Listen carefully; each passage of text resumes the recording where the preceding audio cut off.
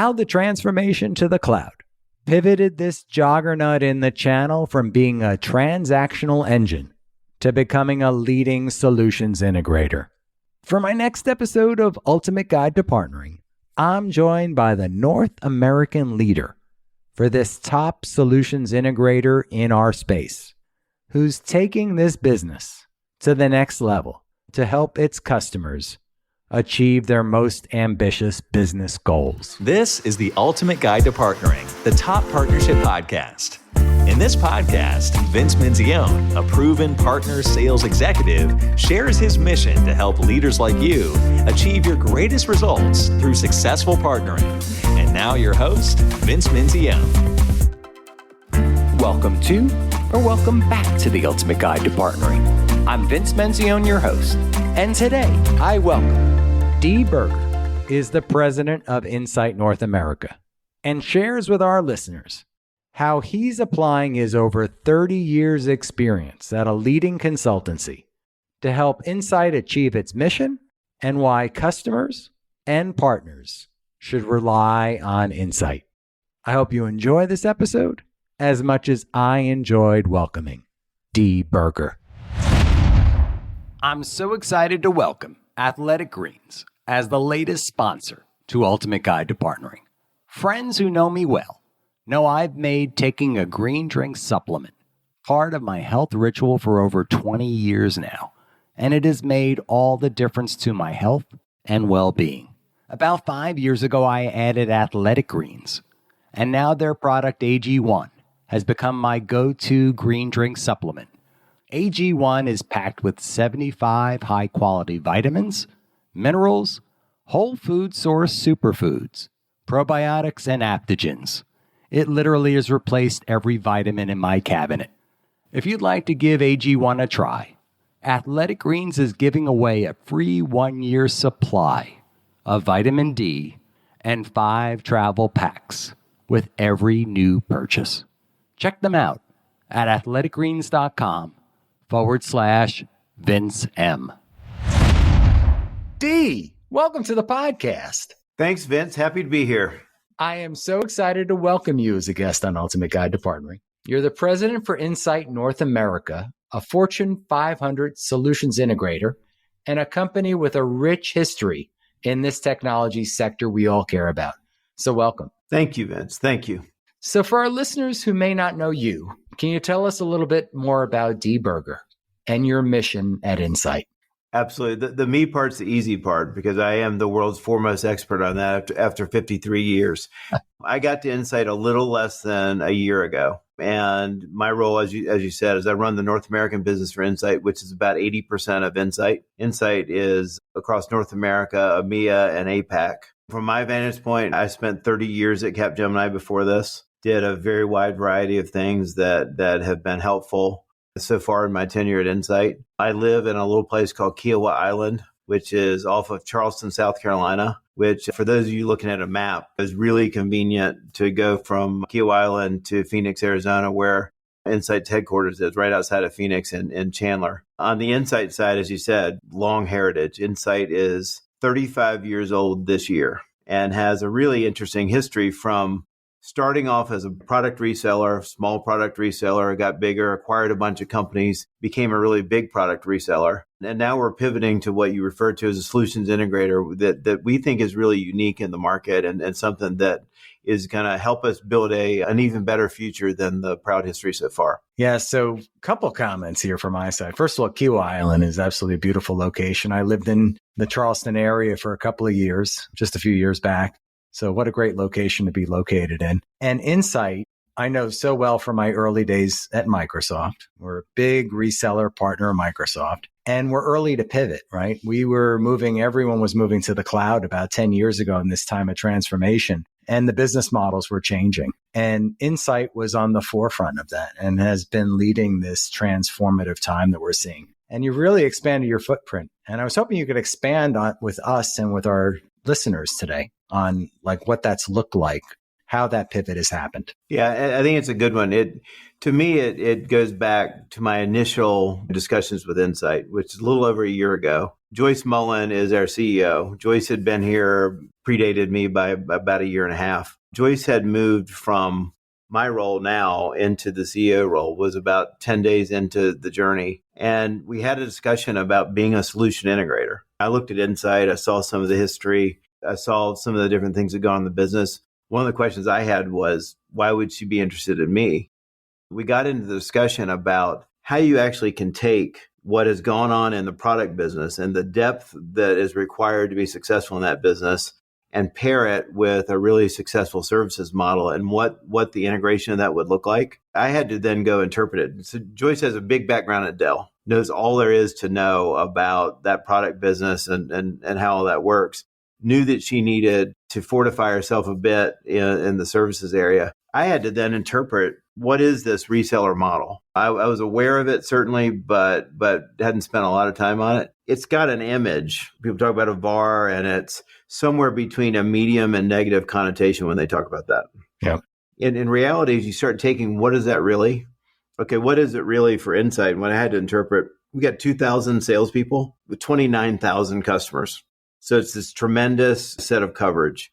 We have 500 architects with depth into exactly where the leading product companies in the world are going with their products and a true understanding of how that goes. We have 6,500 partners and relationships with them. We have a full-scale set of capabilities to manage logistics, configurations, all of that with physical devices, and to perform the physical services that go with it. Then we have all the things I was used to at a Capgemini. We have all the applications, go to the cloud, and the ability to do it all as a managed service.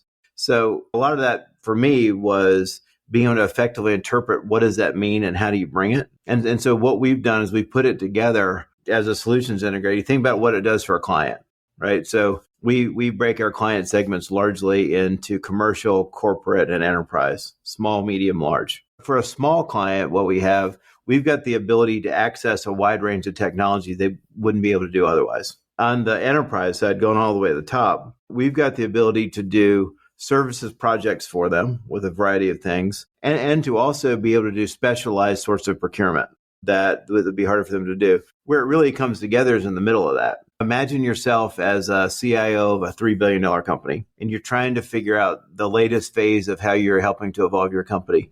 There's you want to do something, you don't know how to do it.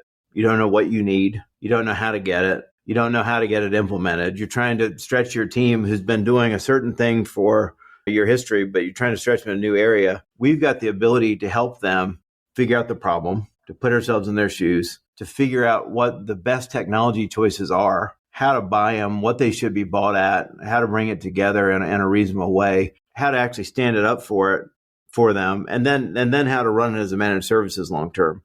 So when we talk about being a solutions integrator, it really is taking all the strengths from the product world and all the strengths from what people would think about as the system integrator world and bring them together in a unique way with a level of reach that the system integrators could never have based on the weight of their models, but would frankly never ultimately attempt to get into because of the way we can recognize the sheer number of touch points we have. What strikes me in that, what your comments there are, having known the old model before, right? We used to call it the transaction model. Organizations like Insight were very good at going beyond the transaction model, again, applying a level of services to support it. I think back in the early days of Wi-Fi and some of those early implementations of technologies, imaging computers, things like that, and applying that. And then the SIs were doing this other thing up here, right? But then relying on the insights of the world. You're bringing it all together now, as I think about it, right? You're bringing the whole solution set together and being a one place that an organization can go to deliver that. And you said the 3,000 person organization, they may not work with a Capgemini. They're looking for something midstream or midway between that. Right. And then what they're seeing on the transaction side is very hollow. I mean, not to be subject or to look negatively on the channel, but there's that transaction piece is not getting you what you need to get to. And organizations in this world of SaaS, in this world of hyperscalers, they're looking for somebody to bring it all together, right? They're looking for the ISV solutions to layer on top and create a stitch together a complete solution for their organization. No question about it. I mean, our premise is if you get more and more valuable to the customer, your business is going to do better in a linear sort of way. So all of it for us is trying to be more effective in solving customer problems. And you brought up a really interesting point here, right? Like you don't look like, from your pedigree and your background, your typical person that came out of the transactional world, right? The typical mold there is somebody who came from that world. You came from Capgemini and spent 30 years in a very different environment. What does that look like to you, and how are you helping to lead that evolution? It's interesting. One is, evolution is a good word. So Insight's got a lot bigger services business than we're generally credited as having. So it's a roughly $1 billion services business that has been built with a lot of acquisitions that would have looked like things Capgemini would have acquired along the way. Hardcore cloud skills, data skills, application skills, that type of stuff. I will say when I first got here, one of the comments I made to Joyce was I felt a little bit like a zebra in a field full of horses, in that it was different. I was the odd one. I feel like there's a lot more zebras now.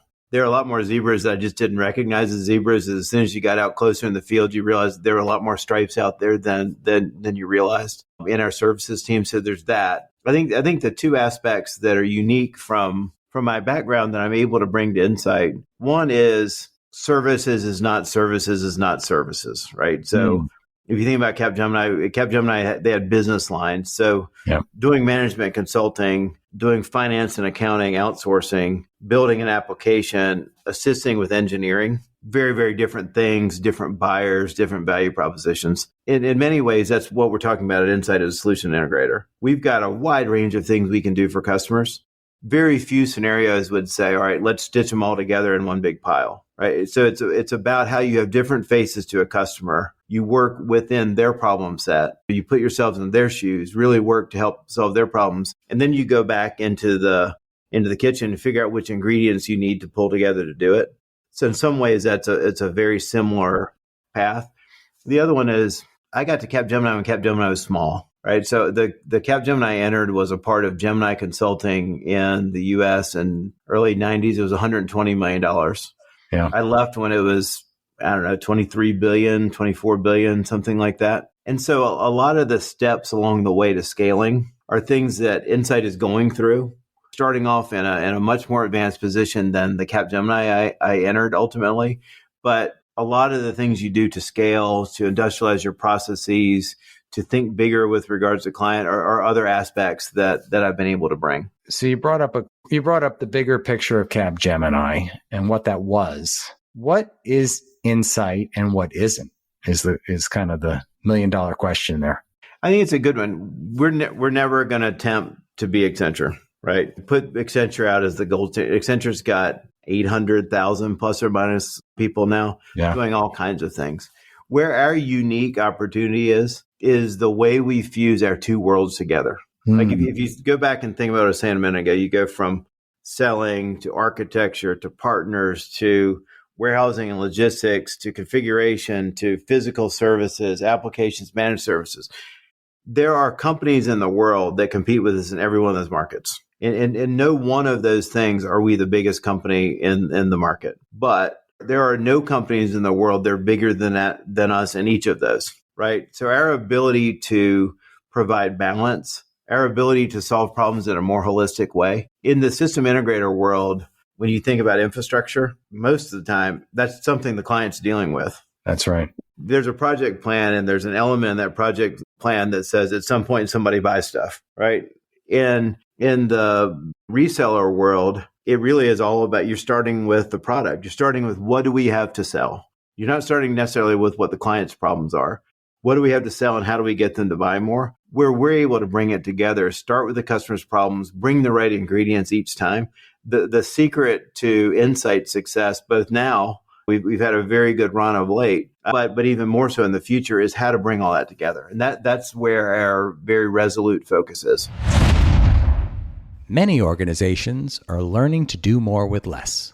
And as you think about how you're going to reach your revenue targets this year, I recommend you check out PartnerTap, a founding sponsor of Ultimate Guide to Partnering. PartnerTap's pipeline discovery and co-selling platform will help your channel and sales teams to hit their revenue targets faster, even with fewer resources. PartnerTap gives your teams the new automation and partner data you need to source more pipeline and close deals faster with your best partners. You can find out more information at partnertap.com. So focus on the customer. How are you training or evolving your sales organization to be more of that versus the old model? It's an interesting one. We talk about this one a lot. Part of the answer is there's still a lot of specialized selling, right? It's not like with a couple thousand salespeople and 29,000 customers. It's not like each of the 2,000 and 29,000 customers has to have the full conversation about everything. And so we're really starting about thinking about it in tiers. We are a different insight to different tiers of the market. And we want to make intentional choices about customers and where we focus. So at the top, call it 100 clients. We want to bring the full insight. We want to ultimately be in their strategic roadmap. We want to think about that relationship, not just next month, but next year, 3 years from now, 5 years from now, 10 years from now. What role do we play in our client's business and how do we help them along bringing what we have? Ultimately, we're not doing that for 29,000 customers. And so the sales team really has to evolve with a range of people that are specialized in the different things we do. And then a reasonably limited set of people that are expected to bring it all together and have a different type of kind of connective discussion. But it's important. The sales team that I met when I first got to Insight, I was blown away by. I was really surprised. I didn't have a negative expectation of what I was going to see, but the professionalism was absolutely fantastic. The question for us and the way we strategically position the business is always going to be balancing that specialist generalist line and getting that in the right position to make sure we're talking to our clients about the right things. Yeah, and I've seen it firsthand. I mean, I've been to your facilities in Tempe and been close to your team over the years that I was at Microsoft. Let's talk about these times we've been living in, right? There's still some headwinds. I mean, we called this a time like no other when we were going through the COVID pandemic. And now we've been dealing with the economic headwinds, right? What are you seeing now that you didn't expect to see during these times? And how are you achieving success during these times? I agree in that no matter how crazy you think the world is today, the odds are it seems it's going to be crazier tomorrow, and it has been truly a wild ride for, let's call it, the last 3 years. It doesn't appear to be settling down anytime soon. So we don't really bank a strategy upon that. The key way I think about it and framing it is you go back into the old days of 2019. The world was, for the most part, in a series of equilibriums, right? There were enough PC shipments for people that needed them. There were enough lifeguards for our beaches. There were enough restaurant workers for our restaurants. There was enough whatever for whatever, right? It had largely gotten into a balance. In 2020, everything was disrupted immediately. Every equilibrium in the world was thrown off. Translated to our market. So you take the end user devices, they actually, in a strange sense, shot straight up, right? In a market that usually grew in line with population or GDP in some proportion, minus some innovations and product releases and stuff like that. All of a sudden, when you're actually working from both home and from the office, you need new devices. That market went crazy. That's now kind of crested and trying to find its own equilibrium. Services in the very beginning of that almost shut down. I remember sitting around thinking, what if this market gets cut by half? What do you do? How do you manage through that? And then had a huge boom of a couple of years as customers and companies realized that the people that in a time of uncertainty like COVID was, the people at the biggest disadvantage were those that had not invested in their technology and that weren't on that curve. And so there was an overinvestment for a couple of years in services.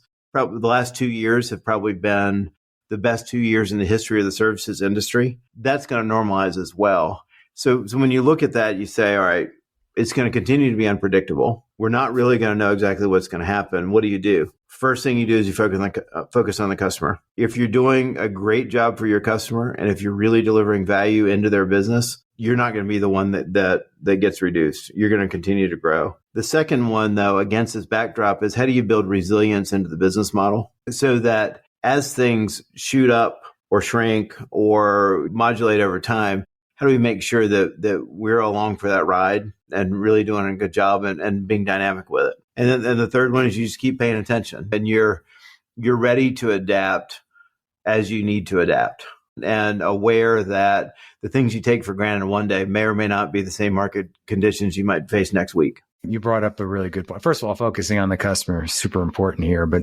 I picked up on what I like to refer to as agility, right? And I think it's a characteristic of great partners or great organizations that understand how to partner, is having those listening mechanisms. Like how are you listening to the customer? How are you listening to the market? And how are you pivoting when you need to? Is there anything special you think about when you think about agility? I honestly think you said it. There's all kinds of noise, right? So several thousand people talking to tens of thousands of customers. Everything's out there. The question is, as an organization, are you hearing it? Yeah. Are you hearing it, and are you interpreting it, and are you acting on it? My view of it, and some of the things we've adapted, is creating sort of a periodic forum so that you turn it into a discipline around how you adapt. The good news for me at Insight is I'm still so new. Everything's new, right? So I haven't had time to get into some sort of rhythm where things could get stale yet. But we talk about it. We have a very tight-knit leadership team. We talk a lot about the dynamics in the market. We review it as a team at least once a month, have those discussions, talk about where to adapt. And so I think the key is make sure your ears are open, you've got the ability to interpret, and you're willing. A big part of it is the willingness to adapt. So valued advice there. And you talked about, I think it was 6,500 partners within your ecosystem. So you've been around this world of partnering for quite some time, working with, we talked about Microsoft, but all of the major hyperscalers, all of the major software publishers. What do you believe in this world of partnerships? What do you see from the best partnerships that you work with? I think it starts with there's a real reason for the partnership. Being a partner for the sake of being a partner, it's not like being friends in middle school. If you think about it, there's a real reason. Our business reason and the partner's business reason need to intersect in a way that we know how we drive value for each other, and we're honest about that relationship. We're honest about how it works, because I think you can do an awful lot from that vantage point. I think the other one is there's a lot of partnerships that are rooted in corporate relationships, which is necessary, but nothing actually matters unless there's a field relationship. And so it's that balance of, are we aligned strategically? Do we understand what we're trying to do? Are we connected in the right way? But can the folks that are actually dealing with a particular client or client situation, can they get aligned? Can they work to take the aspects of the partnership that we thought about in a strategic way and make it practical and tangible to a customer? I think that's where an awful lot of partnerships struggle. Yeah. Is that it is hard to be able to run it on two separate levels. It's two separate sets of people. It's two separate incentives. And frequently it's two sets of discussions. So what do you see from the best of the best there in terms of getting that level of alignment from the corporate conversation down to the field organization? I honestly think it's a focus question. So if we go, again, 2,000 sales executives, 6,500 partners, if we say, hey, team, let's focus on our 6,500 partners, get going. They have no idea what to do with that, right? And you're leaving it to chaos. And so we work to be very targeted around which partners in which markets for what reason. A lot of the architect community I talked to you about earlier, that architect community is that translation. Mm-hmm. Ultimately, we've got to be with our clients, giving them the very best we know about how to make their fortunes better. At the end of the day, that's our reason to exist. That's why our business is here. And being able to do so means that you're able to focus the message a lot better with who you're working with in what areas, and you know why. And I think that translation gets down very well to a sales team. I think it's when they're left to their own devices and you're partnering with partner A over here, partner B over here, and partner C over here, and it just happens to be who took who out to lunch last. It can't be left purely to randomness. So what I think I heard you say here is you're relying, you have overlay resources that are supporting the organization from a solution perspective, right? They have solution specialties. And when there's a need from a client, you're pulling in the right resources, the right partners to address that customer's needs. Absolutely right. And we know in advance the why to it. Yeah, makes a lot of sense. So conversely, when you've seen partnerships fail, what would you say to them now? Like what was the kryptonite that got in the way of a successful engagement? I think a lot of it is adaptability. So there's a strategic partnership that gets set. Let's say as we sit here in April of 2023, that somebody in January 2022 had decided, hey, let's get a partnership going. Let's go in this area. And the world's adapted a bunch. And the team is still in the old mode without having really thought about how the market is so dynamic. The partnerships also have to remain dynamic. The relationships have to be fostered, certainly at both those tiers. But the whole discussion about why we have the partnership, what we're trying to do for customers, how it actually flows with the latest and greatest developments. I think that the key there is to be very dynamic, keeping that purpose in mind and keeping the two tiers of the relationship in mind. Yeah, good points. So Dee, president at Insight North America, it's a big deal. I mean, you're a publicly traded company, a big organization, very well respected in our industry. What got you to this point? Like, was there a pivot? Was there something, a spark that happened to get you on the right track, that got you on the track of success, both at Capgemini and now here? I think the most important, I go all the way back to the beginning of my career. So I started with Gemini Consulting. I was 22 and I went to my onboarding class and everybody else was 30. And it was a unique situation where if you designed an org chart, it was literally a diamond. There's CEOs, single point up here, a whole bunch of people doing a whole bunch of stuff, single point at the bottom right here. I was a research associate. I was hired. I knew somebody at Gemini Consulting. They gave me a chance. And fairly quickly, I got put in a position where I was managing. And I started off attempting to manage the work really well without an understanding that what you're really managing is people. Yeah. And I think the key to, if I look at my career, the thing that has helped me the most is an understanding of leverage. If I as an individual can make myself 50% better, great. If I could make 10 people 10% better, that's twice as good. Yeah. If I can make 100 people 5% better, that's another 2.5 times as good as that. Right. So the idea of a recognition, particularly you take a company like Insight, big company, right? If we can do small things and provide the right context and the right framework and the right morale boost, assistance, whatever, to make 12,000 people marginally more effective, it's better than anything else I could ever do that day. And I think I've had a lot of experience over time running large organizations, but I think that principle is the key. And I think that's what allows success in a large organization. Focusing on your people. Such an important lesson for all of us, right? Like you said, managing. It's to help and not manage. Yeah. Managing is one thing, right? Coming up with a better idea for how they might do their job. That's one thing. But to actually help really is far, far more valuable. I love what you have to say there. So we're going to have a little bit of fun. This is like one of my favorite questions I get to ask our most amazing guests. And you're hosting a dinner party. A dinner party could be anywhere. It could be a beautiful Key Island. It could be in Tempe, Arizona. Any of these locations would be fantastic. But you can invite any 3 guests from the present or the past to this amazing dinner party. Whom would you invite and why? All right, so I'm going to give you an answer to this that I guarantee you've never had before and will never have again. My 3, the first one, the easy one with my background. So I went to Clemson. So I would invite Clemson's head coach for football, Dabo Swinney. Yep. Unbelievable guy. I've watched him a bunch, watched his philosophy. He's been an extraordinary success at Clemson. Interesting personal history, all the stuff he's overcome, the positive attitude, the leadership, a lot of that. I actually met him. I mean, interesting enough. So I met Dabo walking around on the streets of New York City. I'm Joe Blow. I run into Dabo. I was left with a colleague. We're going out to a meeting at 50th and 5th in New York City. We were just grabbing lunch and had to be back. I ran into Dabo walking the street, had a chat with him. The conversation ended with, Coach Swinney, I really appreciate you taking the time to talk to us. We've got to get back to our meeting. He sat there and talked to us for 20 minutes on the street. Didn't know me from Adam. Wow. But as nice a guy as you'd ever see, big into the conversation, his enthusiasm for what he was building was so obvious. And it's a big part of why he was successful. So Dabo's got the first seat. The second one would be a guy named Tim Urban. Tim Urban started a blog called Wait But Why.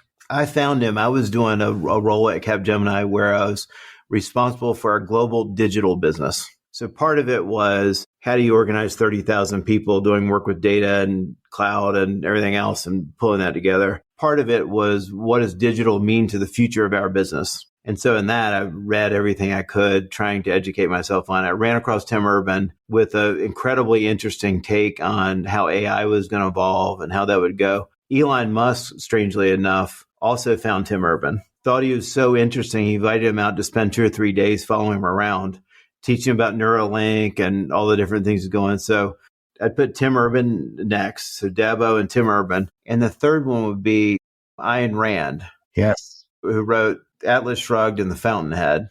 She's probably been gone for 50 years now, but I've read Atlas Shrugged about 10 times. And I think when you're thinking about clarity around the purpose of what you're doing, truly being valuable, sorting out all the puffery that goes on in the world from actual progress. I've always loved that book, and I've used it as a way to center myself. So it'd be a very odd discussion at the dinner party. I'd have a great time. I'm not sure what the others would think of each other, but I would certainly have a great time in such an environment. I think it would be a great party. In fact, I might want to come over for a beverage and join you.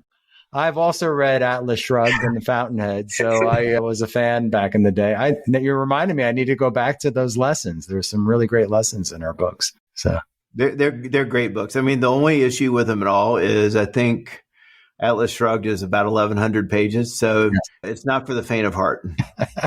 I had a president of the company I worked for many, many years ago who recommended the book. I purchased the book, and it sat on my bookshelf for probably a year and a half before I finally cracked it open. And I think it might have been a summer project to read that book. Yeah, it's better in the Kindle version. You do not want to take the physical one on an airplane because it's all you're going to take. You almost have to check it. Yeah, it's pretty thick. So this has been great. Dee, I really enjoyed this conversation, getting to know you a little bit better here and welcoming you to our guests. Any words of advice for our listeners, many of which are in this partner world, many of which partner with your organization, on optimizing for their success throughout the rest of 2023?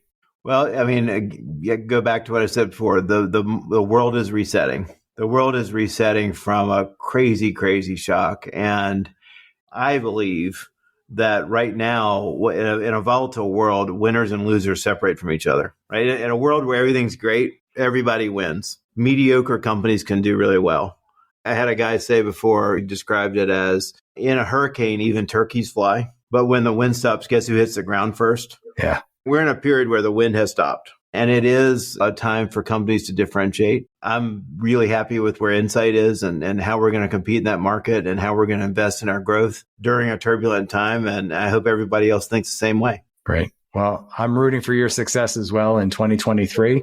I love the progress you and the organization have made. Joyce has been doing an amazing job. I knew Joyce from her days at Dell when I was on the Microsoft side of that equation. So rooting for your success, excited to have you on board today. And thank you for joining our listeners. Thank you, Vince. I really enjoyed it. Thank you. So there you have it. Another amazing guest joins Ultimate Guide to Partnering. And I hope you enjoyed this interview as much as I did. Odds are, if you're a technology partner executive and hearing my voice, chances are you too are looking to accelerate your success through partnerships. I mean, let's face it, we all have seen partnerships that look good on paper, but never live up to their expected results. There are a lot of reasons why partnerships fail. And at Ultimate Partnerships, we help you get it right by applying a proven set of best practices and framework that's used by leading partners working with Microsoft and other technology giants. If you want to learn more, follow the link in the show notes or visit our website at ultimateguidetopartnering.com. Thanks so much for listening to this episode of The Ultimate Guide to Partnering with your host, Vince Menzione. Online at ultimateguidetopartnering.com and facebook.com/ultimateguidetopartnering. We'll catch you next time on The Ultimate Guide to Partnering.